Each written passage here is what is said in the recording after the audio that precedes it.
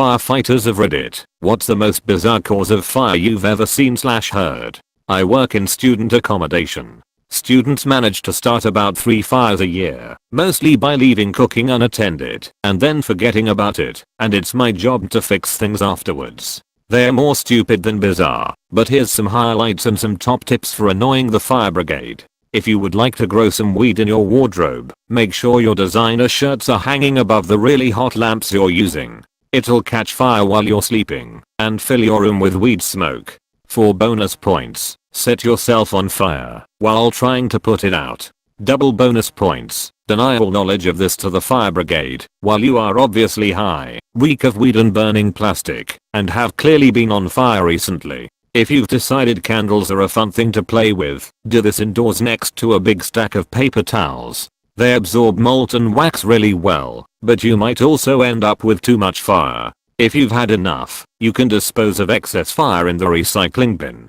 Flaming shots are a great way to liven up your party. Make sure you try to light them when you are already peed as newts and have spilled vodka all over the kitchen table. You'll be doing this indoors because of course you ducking will.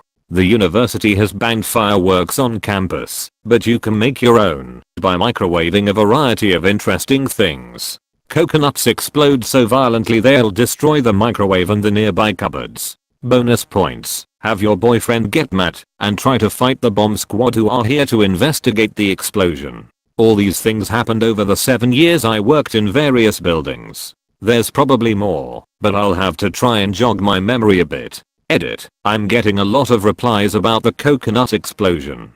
PLS no. Back in 2011 there was a fire in Croatia, and I was sent out to stop it with a team. The cause of the fire was a cat. The cat turned on a stove. Don't ask me how. My father was retired, a firefighter in London. He once phoned me just to tell me about a job he had just been to. He told me that he had just been to a fire in a ex-dungeon and that the fire had been started when the woman was trying to burn the man's chest hair off with a candle, then proceed to drop the candle onto the fur rug when hot wax burned her. I laughed and he said you'll be sick in a second. He then proceeded to tell me the couple were in their very late 70s. We were sent to a funeral home for a fire investigation. We arrived and there was light smoke coming from the rear door. The nicely dressed funeral director and his 2 female assistants met us at that door and were all slightly out of breath. They had just started the process of cremating someone, and when they were wheeling the body into the crematorium the thin particle board the body was on broke. The body was half in, and the oven was up to 900 degrees and rising. They cremate people at about 1600. The body is on a conveyor roller system like in factories, but with the broken board and the deceased weighing about 350 pounds they weren't able to get her in before she started to sizzle and smoke. We got our pike poles and lifted and pushed and managed to get the body all the way in so that they could close the door and finish the process. During that time I was watching her head catch fire and the rest of her start to sizzle and char more. I think her head was far enough in that the burning hair smell was vented up, and I didn't smell that. I did smell her body sizzling and cooking, and it smelled like I was grilling steaks. The fact that she smelled delicious was a really weird thing, and stuck with me more than watching her start to burn. In California during the 80s there was a series of fires and a skilled fire investigator was hired to find the culprit. It turned out that he was the arsonist all along. I'm not a firefighter. However, the fire station in my hometown burned down.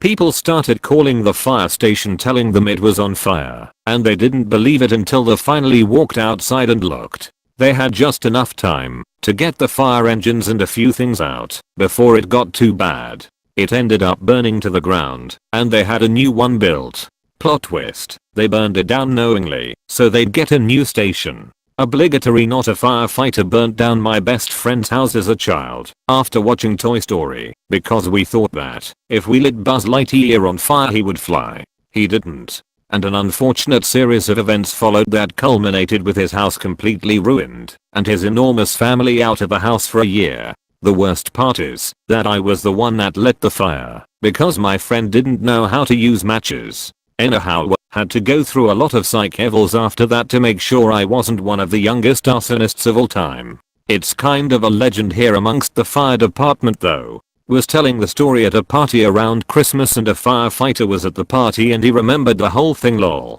Not a firefighter, but my father was. One day he got called to a house fire on the outskirts of town. Upon arrival the whole house was engulfed in flames. However, the owner of the house, a older lady, desperately wanted to run back in and get her belongings. They had to restrain her. After the flames were put out, my father went through the rubble to hopefully find some of her belongings. Right in the middle of the house he found leftovers of a book, dolls, mason jars of oil, sand. Then it clicked, this lady was doing black magic. The lady's breath smelled like pure gasoline. She was doing her old ritual of spitting flammable liquids onto whatever she was casting a spell on. It's done with oil, usually, but I guess this lady didn't have the funds or brains, so she settled with gasoline, which she spat, put onto the dolls at what my dad assumes was surrounded by candles. Yup, a lady lit up her house by spitting out gasoline in the name of black magic. BC, why not? Actual firefighter here. Years ago during my training, a guy parked his work van in a parking lot, threw a chain he had from the cab into the back, and went inside the store. Each end of the chain happened to land on battery posts still hooked up to some machinery inside the van. It sparked and melted the tarp it was on, and shortly the whole van was up in flames. Pretty crazy odds. There was a rash of fires in my area. After years they clued in that it had to be arson.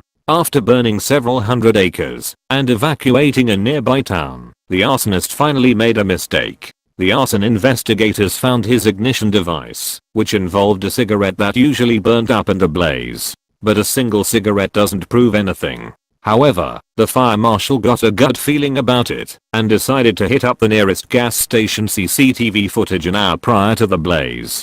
To his surprise, he saw a local highway patrolman that was also a former fire department chief. The patrolman, who was also deeply religious and didn't smoke, bought a pack of cigarettes and left. The fire marshal contacted highway patrol and they examined the GPS coordinates of the patrolman at the time of the fire, and guess where he was? To bring him in quietly, they decided to have someone who he trusted request an interview in front of a camera in the county building where he'd be required to surrender his gun before entering. The trusted man they selected was the fire marshal himself, as they had fought fire together for years. The patrolman surrendered his gun willingly and entered the interview with the fire marshal, who proceeded to show him the evidence they had against him. Fortunately, the patrolman confessed to everything and surrendered, and has cooperated with authorities since. Edit. People have been asking for the article associated. I haven't wanted to share it, because I don't want to give out too much personal information, but I'll post it here for the next 24 hours, and then it's going down. Link. Back when I worked EMS, I ran a medical call with a very difficult patient. The patient refused any care or transport. I did paperwork for a refusal, and gave the patient a copy. The patient then, what the duck am I supposed to do with this paper? I said burn it for all I care. 10 minutes later I'm back en route to that address for a structure fire. That backfired quickly. Subscribe to random Redditor and PewDiePie, or the Duolingo bird will find you and make you do your Spanish lesson.